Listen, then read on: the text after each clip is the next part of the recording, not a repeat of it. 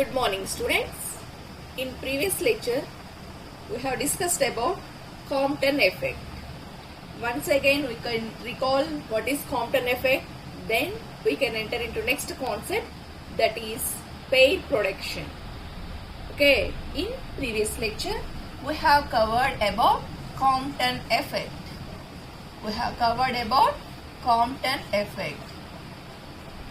In this topic, initially we have considered the electron which is at rest. We have considered the electron which is at rest position. Then we have considered a photon of energy h nu. Okay, then we have considered a photon, okay, which possesses energy h nu. Then when this photon of energy h nu strikes or collides with the electron which is at rest position, then both the electron as well as the incident photon scatters with some angle. Okay, now we have learned that the incident photon scattered after collision, after striking with the electron, the incident photon scatters with some angle that we have considered as theta, okay, with photon energy h nu dash. And this electron which is at rest position, after striking, this electron also scatters with some angle that we have considered as phi. Now, after some time, the electron which scatters with angle phi again comes to its original position. Then we call such electron as recoil electron. Now this whole process is termed as Compton effect. That means by absorption of electromagnetic radiation whose energy is h nu, then the electron as well as the incident photons will scatter with different angles. This whole process is termed as Compton effect. Now in this Compton effect, we have considered some equations, that is Compton shift. Okay, Compton shift is denoted by delta lambda, which is given by lambda dash minus lambda, and we have considered the kinetic energy of the recoil electron, which is given by T is equal to h nu minus h nu dash. Here h nu, what does h nu represents? H nu represents incident photon energy, h nu dash represents the scattered photon energy. And we have considered the maximum kinetic energy possessed by the recoil electron, which is given by the equation T maximum is equal to h nu by 1 plus half epsilon. And we have moreover we have learned that this epsilon is equal to h nu by me c square. Okay, here h nu represents the incident photon energy, me represents the electron mass, and c represents the velocity of light. And then after considering this equation, we have given the relation between angle theta and phi by the equation cot phi is equal to 1 plus epsilon tan half theta.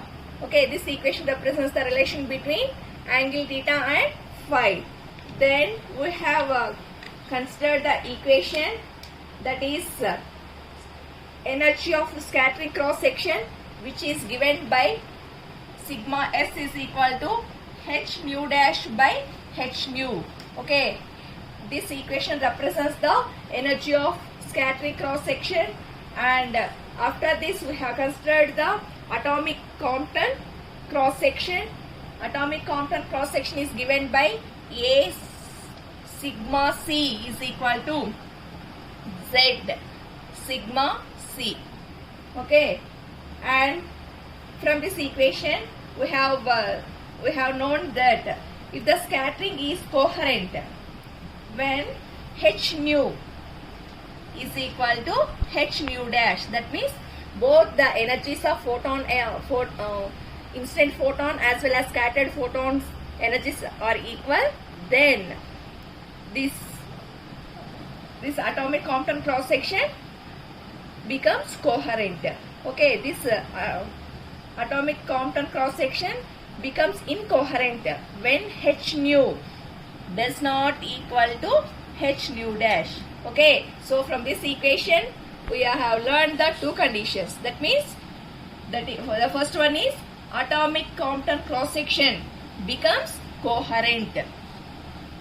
Becomes coherent when h nu and h nu dash are equal. That means the energy of incident photon and the energy of scattered photon are equal.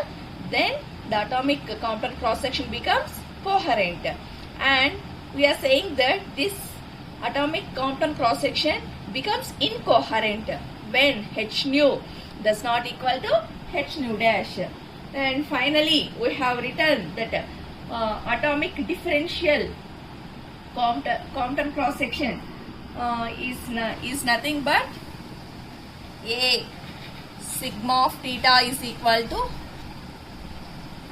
that means as we have discussed atomic Compton cross section in terms of coherent and incoherent, and we are writing the atomic differential Compton cross section as a sigma of theta is equal to a sigma coherent of theta plus a sigma incoherent of theta.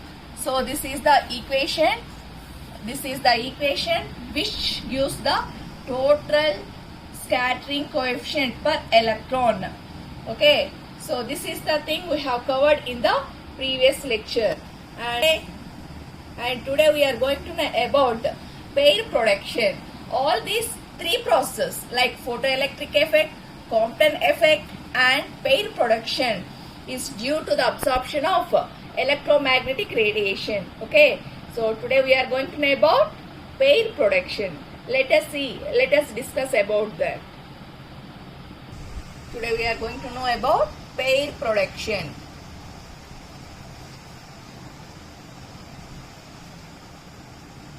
Today's concept is pair production.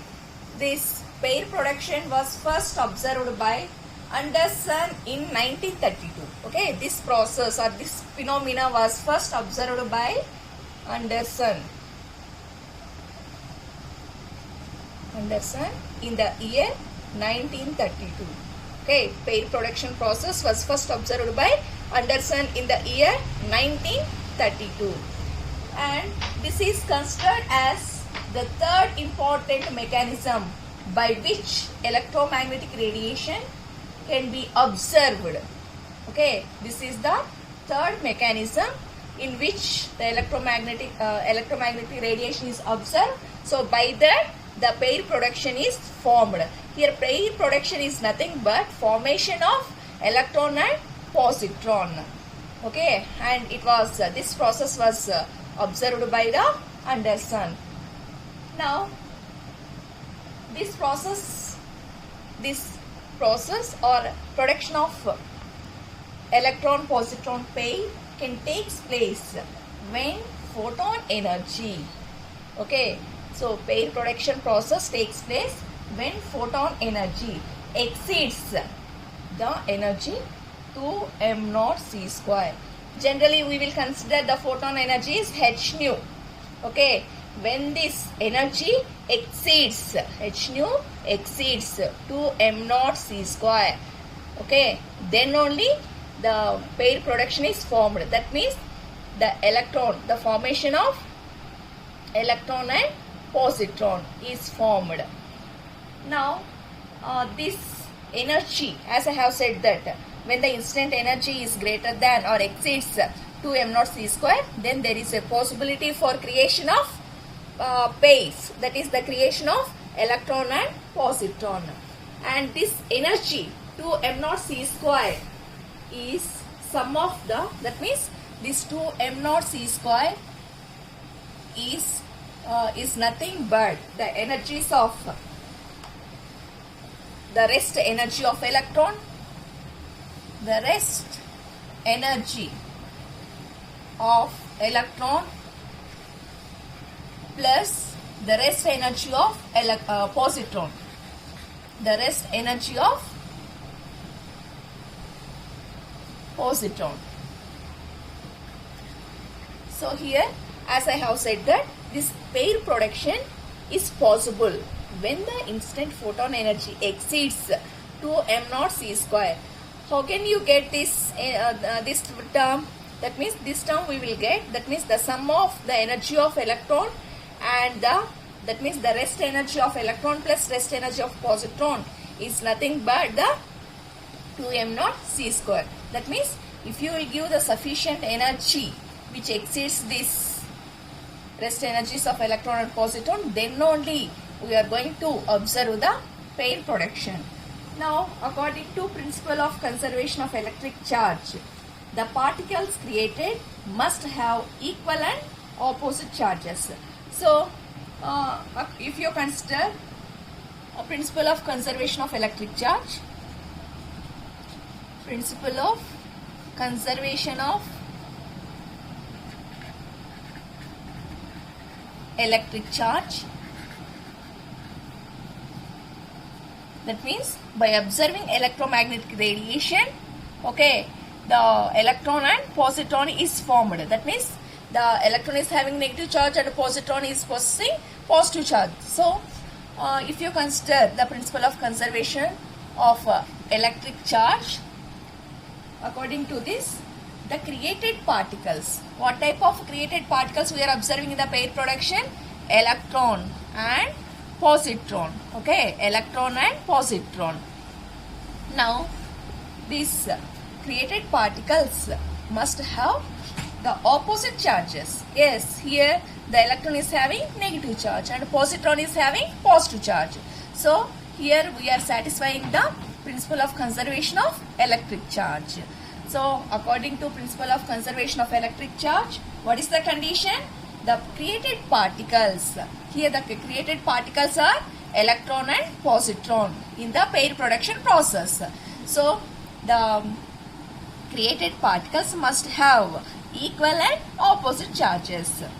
So, now we are applying the principle of conservation of energy to the pair production process. Then we have E. What type of energy we are using? Electromagnetic radiation is nothing but gamma radiation. Okay, E gamma is equal to H nu. Okay, that instant energy is equal to H nu, and this can be written as 2 m0 c square plus energy of the positron plus energy of the electron. Okay, this equation shows that minimum, okay, this equation shows that minimum gamma radiation energy required to create electron and positron. Okay, and this energies must be equal to 2 m0 c square, or in other words you can that means if you consider the rest mass of electron, positron and the velocity of light, and simplifying this, the whole value is equal to 1.022 mega electron volt. Okay, so if you apply 1.022 mega electron volt, okay, for the system, for the creation of pair production, for the creation of electron and positron, then only we are going to observe the pair production process. Now, consider this as equation 1. Now we are going to consider Dirac energy level diagram for the electron. So, initially this is the ground state or lower state. Okay, and this is the upper state. That means we are considering this diagram in terms of masses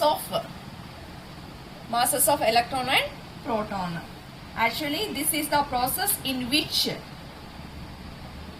the radiation energy is converted into mass energies. So this is the diagram which represents the Dirac's energy level diagram for the electron.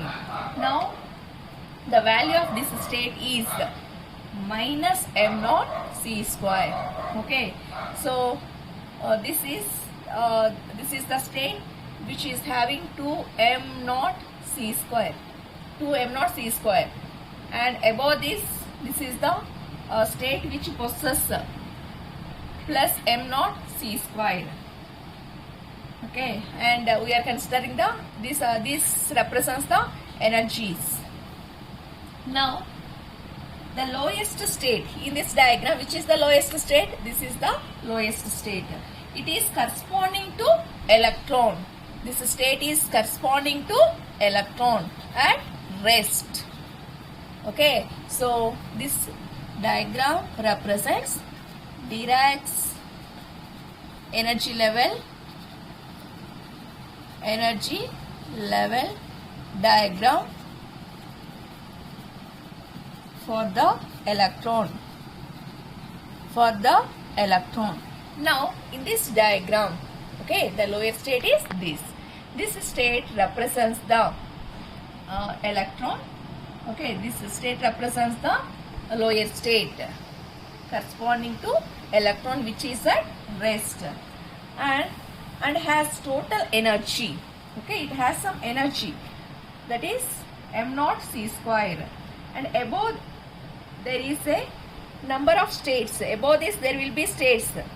These states have electrons. So above this state also some energy levels will be present.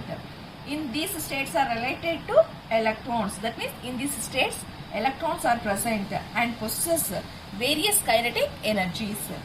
Now according to Dirac, in the absence of external force, as I am saying that this pair production is caused due to absorption of electromagnetic radiation. So according to Dirac, if external force is absent, then all negative energy level states were filled with electrons. Where is negative energy level states? Below zero. All these states are negative energy level states.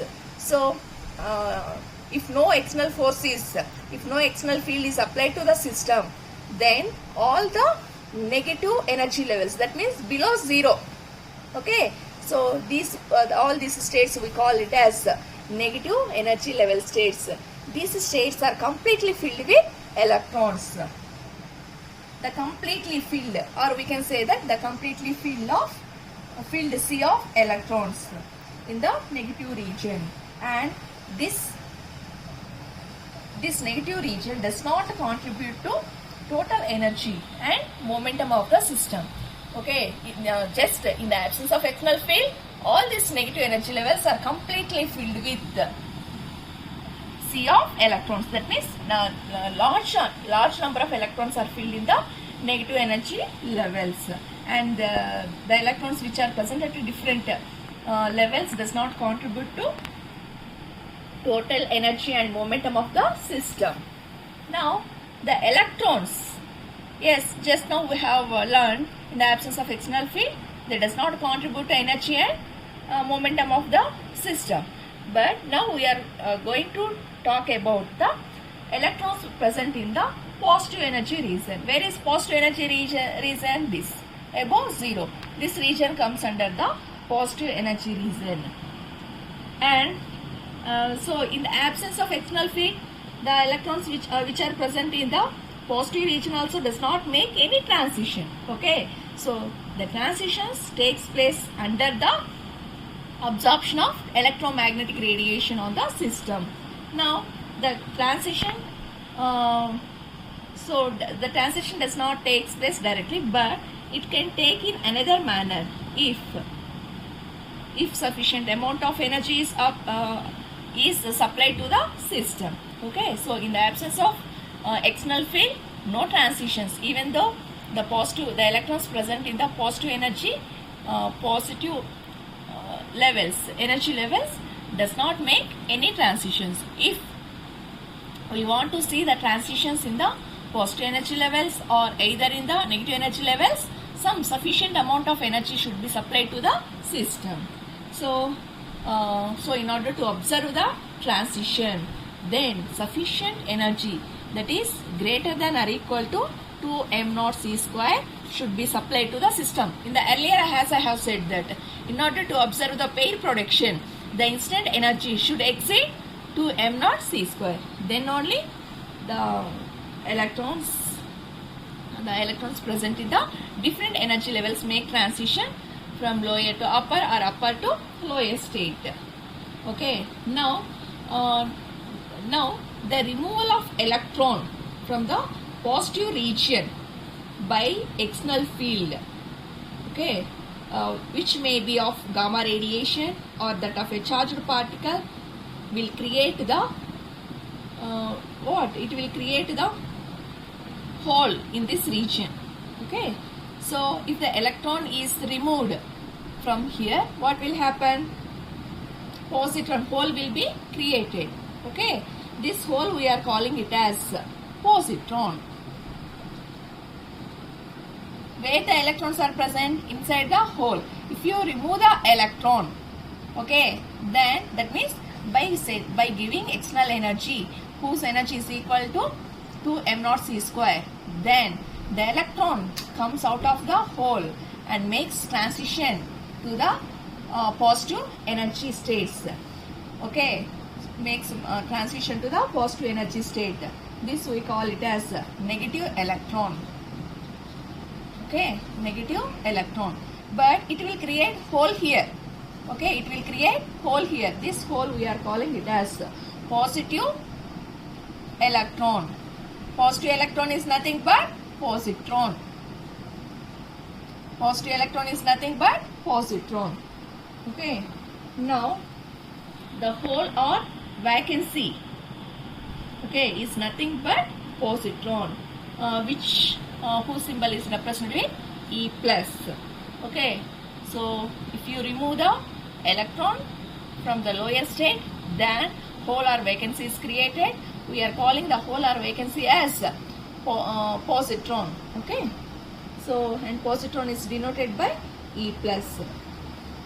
Now this process inverse to pair production is called annihilation. That means, so by giving some external energy, okay, pair production is created. Here pair production is nothing but a positive charge, E plus and E minus are created. Okay, so by observing some energy, okay, by observing the gamma rays which exceeds the energy 2 m naught c square, then pair production is formed. Now if by observing the energy also, if no pair production is formed, then we call such process as annihilation. Okay, we call such process as annihilation.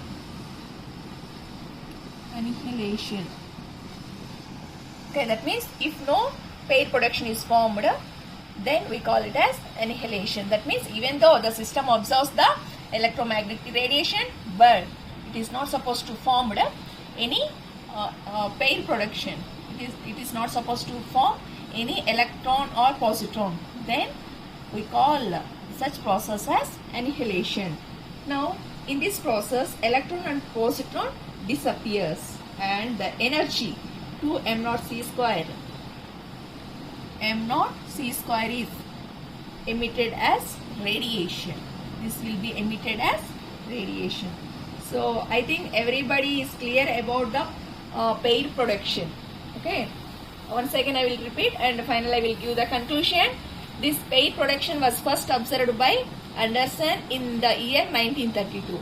When this person used to take the photograph of clouds, then he observed the pair production, that means production of electron and positron in the cloud chamber. So in this, coming to this pair production process takes place when the instant energy exceeds 2 m naught c square. So what is 2 m naught c square? This energy is nothing but sum of the rest energy of electron and the rest energy of positron. Now according to principle of electric charge, okay, the formed charges Okay, the formed charged particles will have equal and opposite charges. So in pair production, what is forming? Electron and positron are forming. So these charges is having, one is having positive charge and another charge is positive charge. So here also we are satisfying the.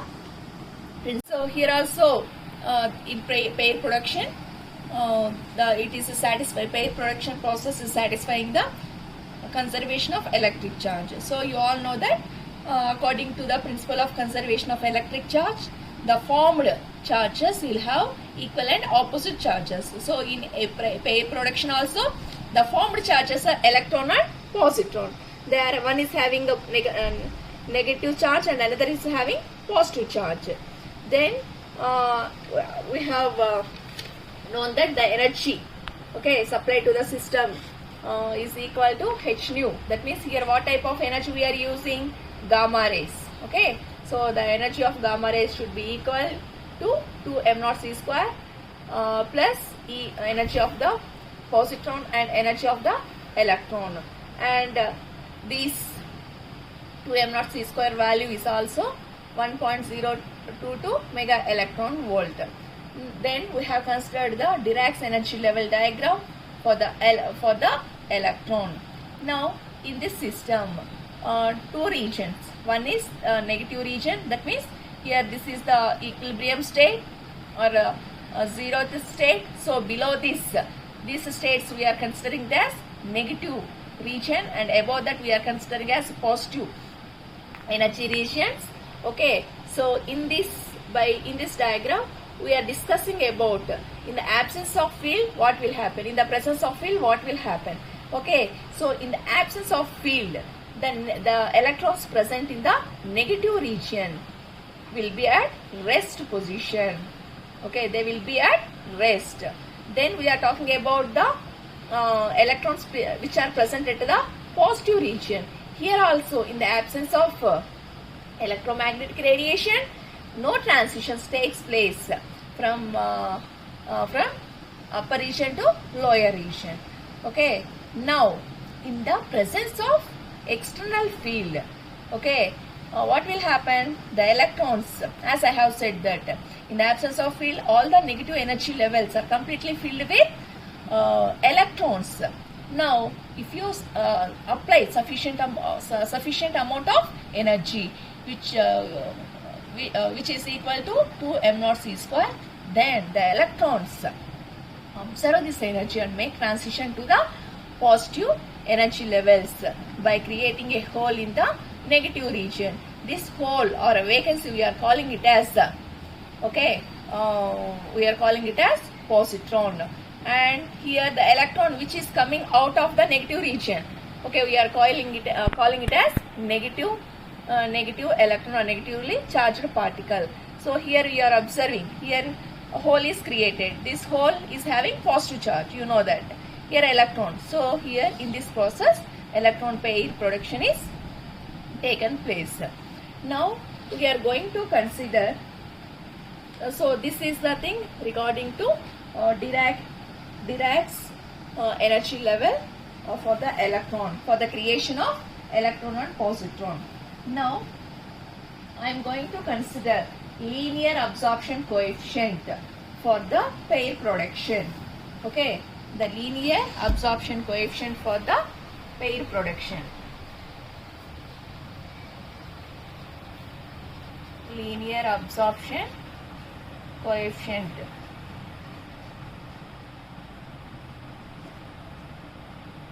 A linear absorption coefficient is given by mu L. So the linear absorption coefficient for the pair production is given as mu L is equal to mu photon, that means photoelectric effect. That means this linear absorption coefficient is nothing but sum of the linear absorption coefficient due to photoelectric effect and linear absorption coefficient due to Compton effect plus linear absorption coefficient due to pair production gives the linear absorption coefficient, okay, for the for the absorption of electromagnetic rays. So here mu L is equal to mu photo, that means photoelectric effect, Compton plus mu pair production. That means here mu represents absorption coefficient due to photoelectric effect, absorption coefficient due to Compton effect. Okay, absorption coefficient due to pair production. So this whole leads to the linear absorption coefficient for the gamma rays. For gamma rays.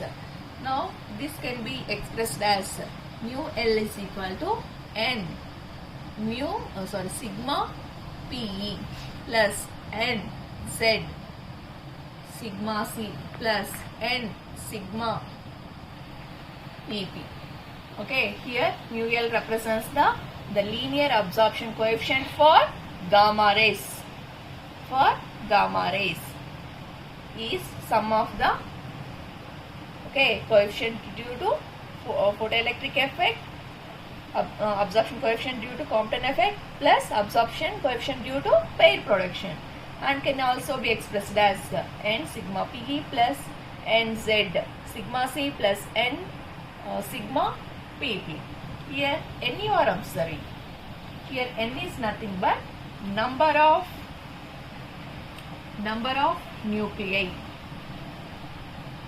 per unit volume of observer. Volume of observer. That means number of nuclei which are present of 1 unit volume of observer. And here Z you are observing. Here sigma PE represents cross section area in photoelectric effect. Here sigma C is nothing but cross section, total atomic cross section for the Compton effect. Here Z you are observing. This Z is nothing but atomic number. You all know that Z represents atomic number. And here plus n sigma PP you are observing. N represents here also number of nuclei per unit volume of the observer in pair production. And sigma PP represents the cross section area of required for the pair production. So this is the thing in pair production. I think everybody clear? Okay. So this is the final equation which represents the linear absorption coefficient for gamma rays. As I have said that absorption of gamma rays can be explained in 3 processes. One is photoelectric effect, Compton effect and pair production. So in the initial starting of this class I have said that pair production is the third mechanism in which electromagnetic radiation can be observed. Thank you.